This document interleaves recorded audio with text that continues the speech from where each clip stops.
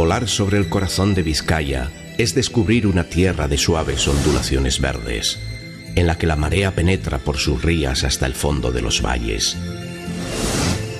Es saltar entre torres de iglesias, castillos, pueblos antiguos y montes triangulares, para acabar siempre regresando a la ribera de un mar que llena el aire de humedad y salitre.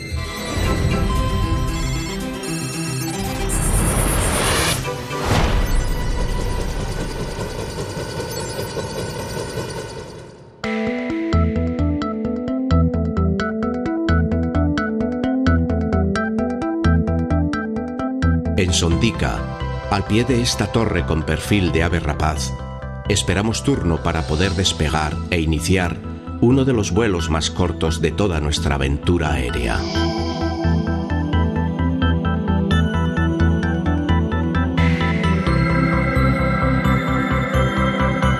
Nos movemos con precaución en medio del tráfico incesante de aeronaves del aeropuerto de Loiu.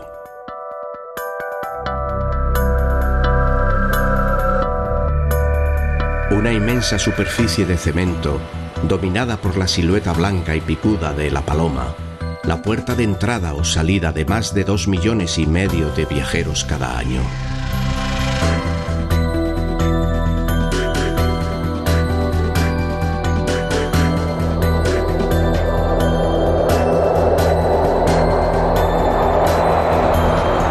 La pista de despegue ha ocupado el centro de la única llanura existente en todo el territorio de Vizcaya, el Valle del Chorierri.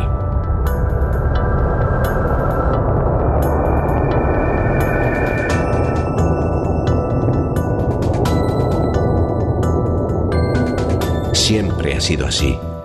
Desde que a finales del siglo XIX, Bilbao comenzó a crecer descontroladamente y chocó contra las paredes de sus montes, supo que todas sus instalaciones modernas, las que requerían de grandes superficies libres, tendrían que colonizar las campas de los caseríos que se extendían entre Leioa y Lezama.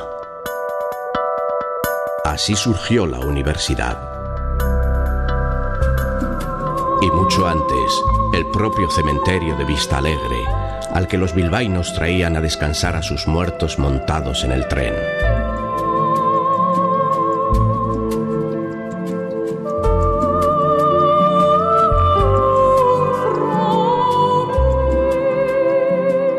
Así se edificó también el colosal seminario de Derio, fruto de una época en la que el País Vasco exportaba sacerdotes para evangelizar medio mundo.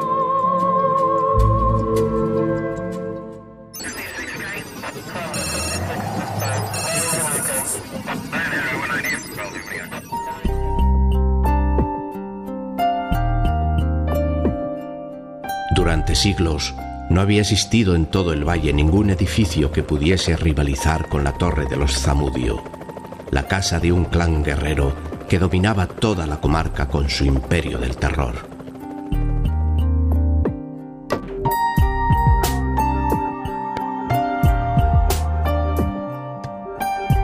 Si el señor de Zamudio hoy saliera de su tumba, se frotaría los ojos maravillado ante los prodigios que han florecido en los campos que antes solía recorrer a caballo. Edificios de formas y colores sorprendentes, de materiales insólitos, en cuyo interior habitan las brujas y magos de la tecnología moderna.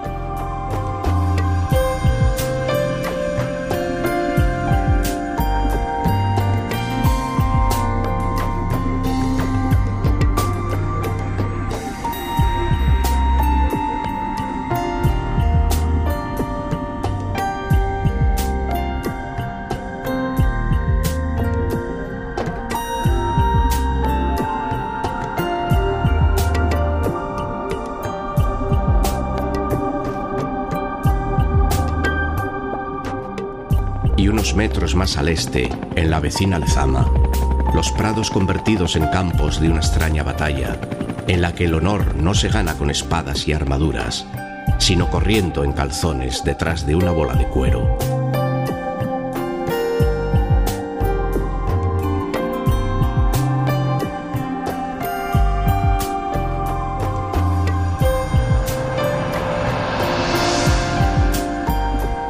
proteger a los campesinos de los asaltos de los feroces zamudianos, se fundó en el siglo XIV la villa de Larrabetzu.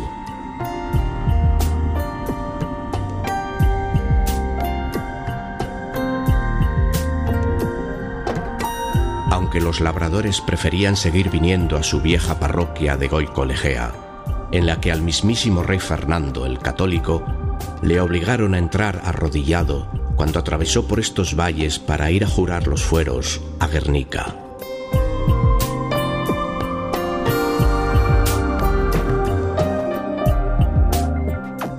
Cuanto más nos adentramos en el corazón de Vizcaya, más profundamente retrocedemos en los pasos de la historia.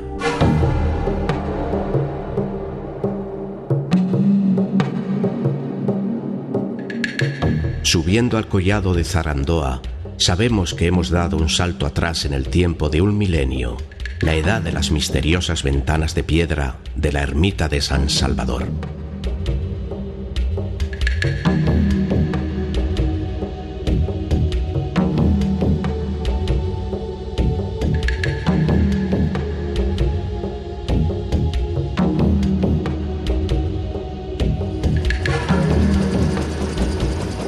Y ascendiendo hacia la cima de Gaztelumendi, buscamos sin éxito las huellas de una fortaleza desaparecida, de la que solo queda el nombre.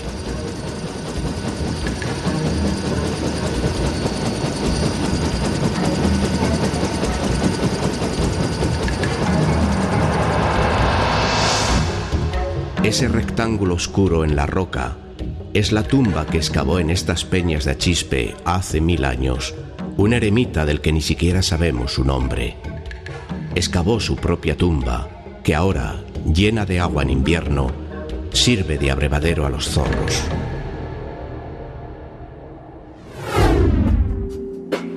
No sabemos si entonces existía ya Fica, aunque hoy es una aldea floreciente que domina desde el campanario de su iglesia de San Martín toda la cabecera del río Oca-Butrón, y que acoge cada vez a más vecinos que quieren escapar del agobio de la ciudad.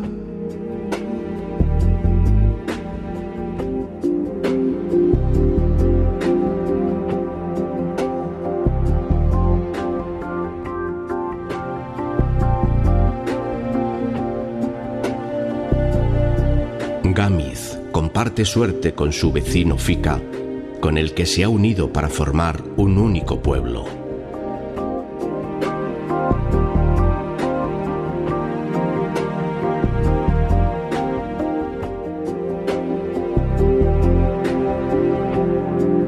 Que cada uno mantenga todavía por separado sus tabernas, su iglesia e incluso a sus difuntos.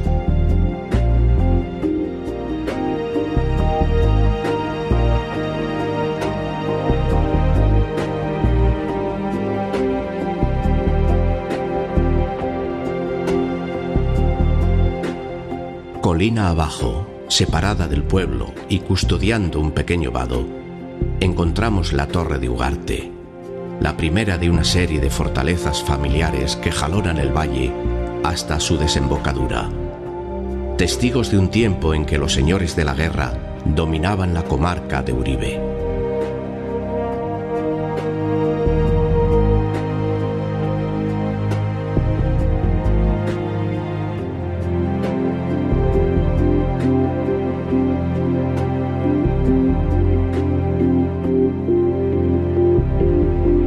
Las familias acomodadas del presente no viven lejos, pero ya no practican el arte de la guerra como oficio, sino otros entretenimientos más pacíficos y relajados.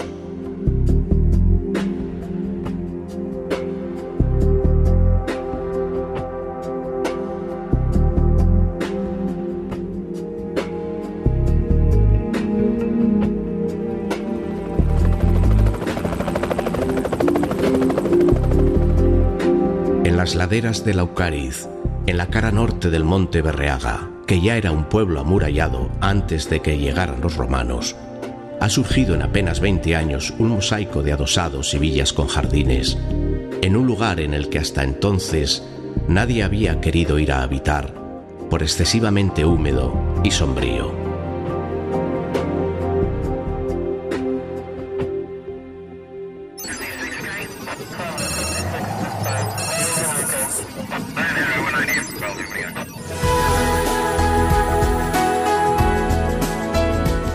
Munguía, que nació como un simple pueblo de campesinos asustados, ha crecido hasta convertirse en la capital natural de la comarca, aprovechándose de la amplitud excepcional de su emplazamiento, el valle más abierto de toda Vizcaya.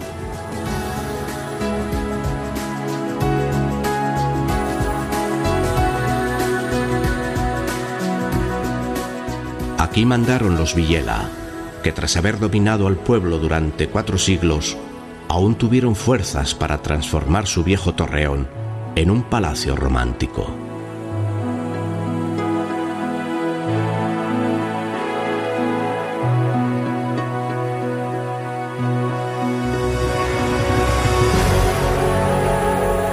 La pequeña Munguía tuvo 2 iglesias que casi se tocaban, una para los burgueses y otra para los aldeanos. Esta, la de Santa María, se arruinó hasta quedar reducida a una simple plazoleta.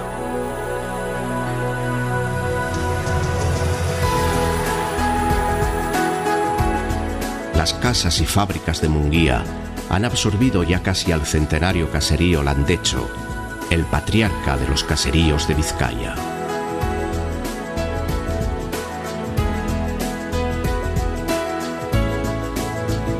Volamos en línea recta sobre la colina de Gatica, buscando las últimas curvas del río. Y tras una loma aparece de pronto la sorpresa.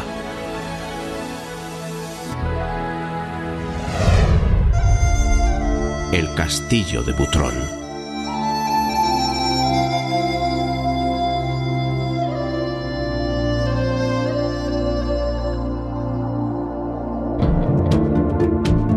Aquí estuvo la pequeña fortaleza medieval de los Butrón, pero estas torres y almenas inexpugnables que ahora vemos nada tienen que ver con antiguas batallas y guerreros, sino con la fantasía romántica de su último propietario, el marqués de la Torrecilla, que lo mandó construir a fines del siglo XIX.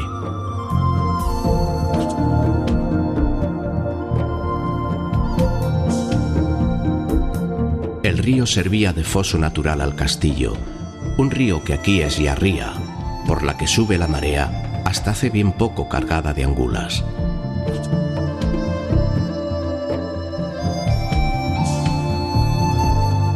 El último meandro del Oca Butrón, colonizado por casas variopintas, era hasta hace no mucho un paraíso escondido de fértiles huertas, estrechas y alargadas.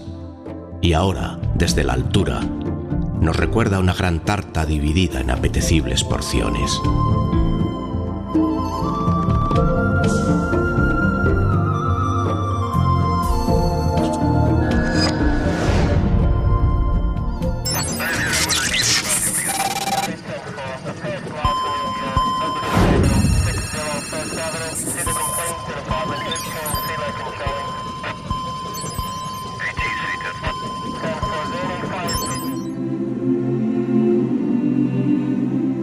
Hemos virado el rumbo hacia el este y recorriendo las laderas del monte Jata, descubrimos la solitaria ermita románica de Zuméchaga con el caserío de sus guardianes.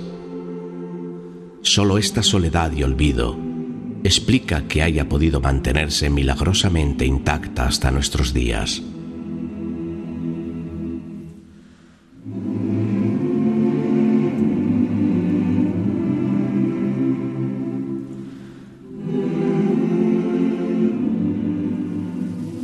Desde el Jata pasamos con facilidad a las faldas del Soyube y a sus pies, en la vega de Soyeche, bordeamos el recinto militar del Regimiento de Infantería Garellano, que se instaló aquí en 1981, después de que se quedaran pequeños sus cuarteles del centro de Bilbao.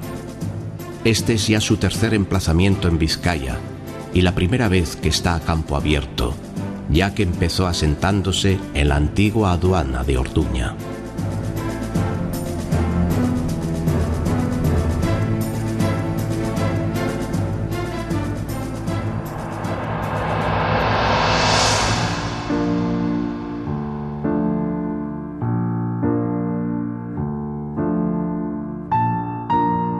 Desde el valle hemos ascendido por Mandalúniz hacia la vieja ermita de San Cristóbal, un mirador natural sobre toda la comarca de Uribe.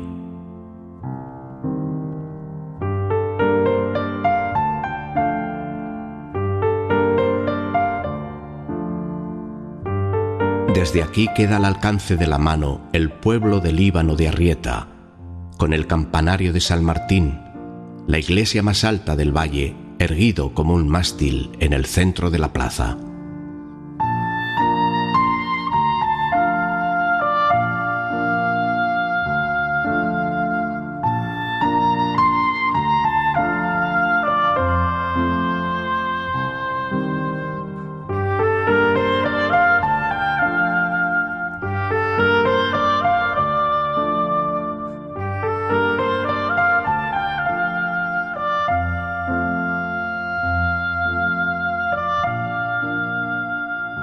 Más antigua y más vieja es San Salvador de Frúniz, agazapada en una vaguada, escondida incluso de sus propios feligreses.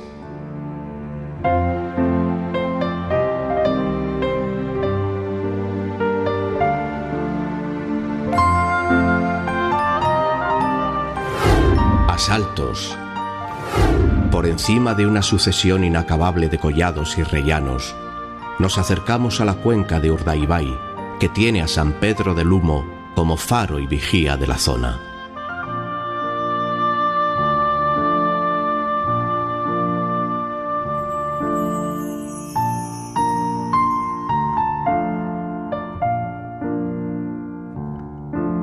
A sus pies, respira tranquila Guernica.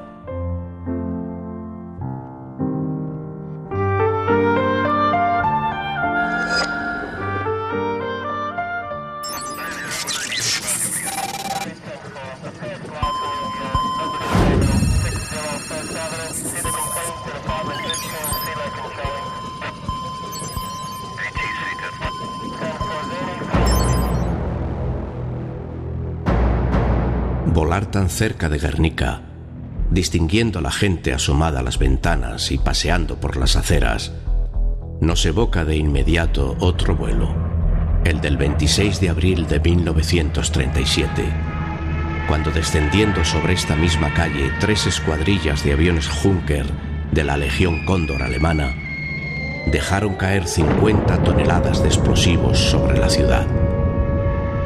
Durante más de 3 horas siguieron bombardeando, una y otra vez, escoltados por la aviación legionaria italiana, 50 aparatos, saturando de bombas una ciudad sin defensas.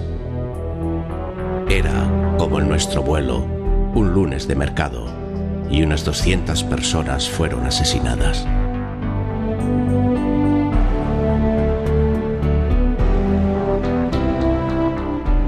Solo se salvó la parte alta de la ciudad, la casa de juntas, el árbol y la iglesia de Santa María.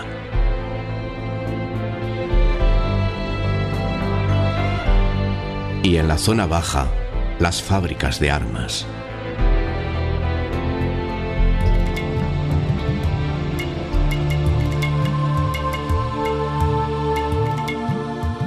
Un canal abierto entre las marismas nos conduce a Cortezubi, un islote rocoso a salvo de las mareas.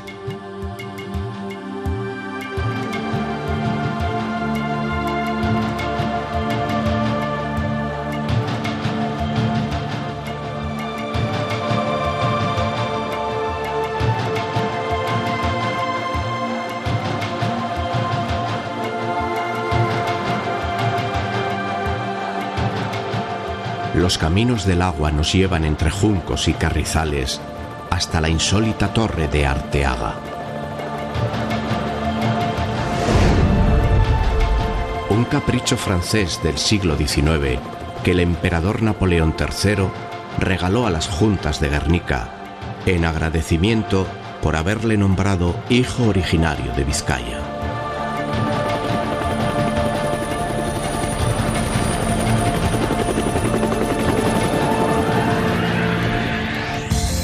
Pasamos rozando el último molino de marea de las Rías Vascas, testigo de un tiempo en que los labradores cerraban con munas y ribazos las marismas para ganar un pedazo de tierra.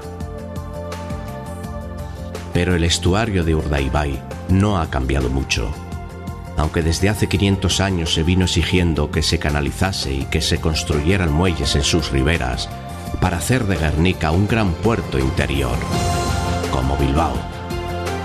Afortunadamente, este sigue siendo uno de los últimos paisajes de Euskal Herria en los que la naturaleza aún no ha sido humillada, un lugar de sosiego para los anfibios y las aves acuáticas y una reserva de armonía natural para las gentes.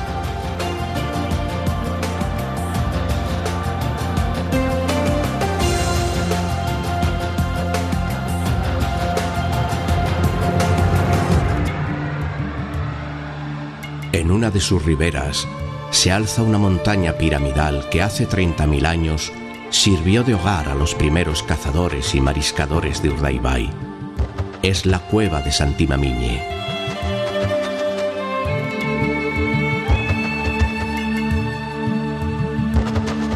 Y sobre ella, la cima de San Miguel de Ereñózar, antiguo monasterio y castillo inexpugnable, hoy reducido a una humilde ermita que todo lo domina desde su extraordinaria altura.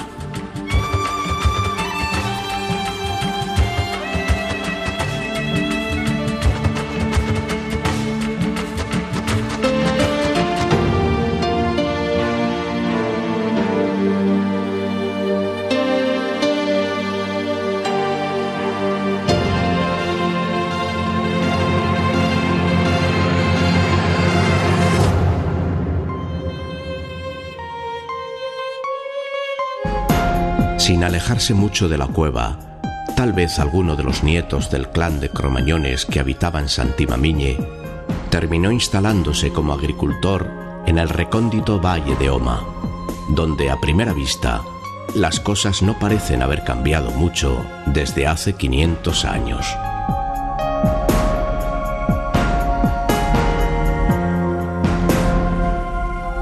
Aquí sigue fluyendo el agua de la vieja ferrería y se conservan en su sitio los antiguos caseríos, e incluso alguno de sus nuevos vecinos parece haber heredado el talento de los primitivos artistas del Paleolítico.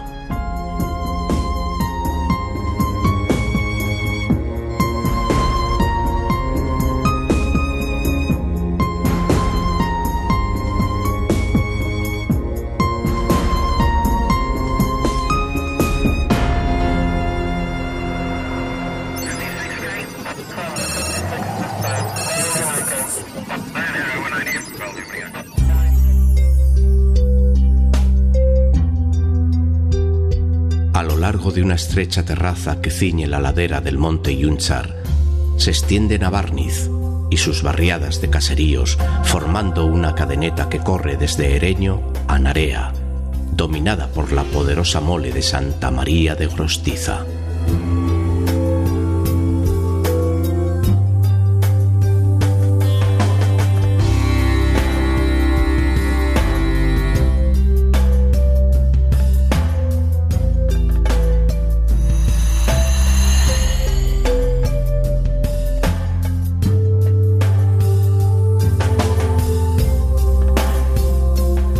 Quien de verdad dominó durante siglos estos valles fue un pueblo ya extinguido y olvidado, que habitaba en la cima del monte Yunchar, por donde hoy trotan estos caballos salvajes, y todavía podemos ver la doble muralla que los protegía.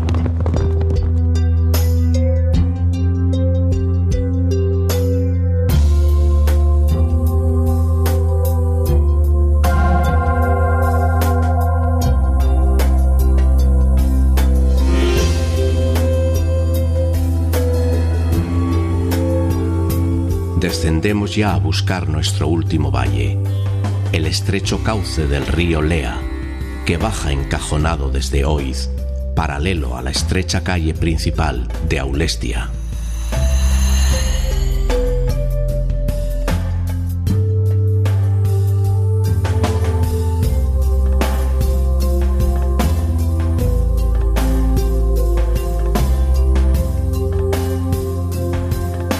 Sus recorrido hasta el mar es breve, pero por el camino, este río aún tuvo tiempo de servir de campo de experimentación.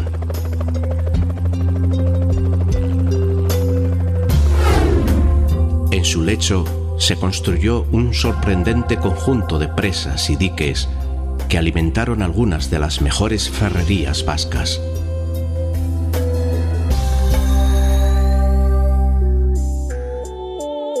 Aguas abajo, junto a las ruinas del antiguo hospital, los colores chillones de las barcas de las fiestas volcados sobre la hierba nos anuncian que estamos llegando a Lekeitio.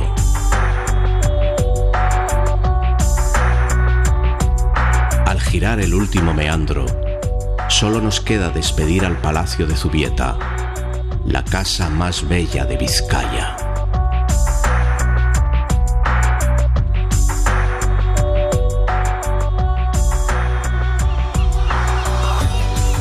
Antes de salir definitivamente al mar.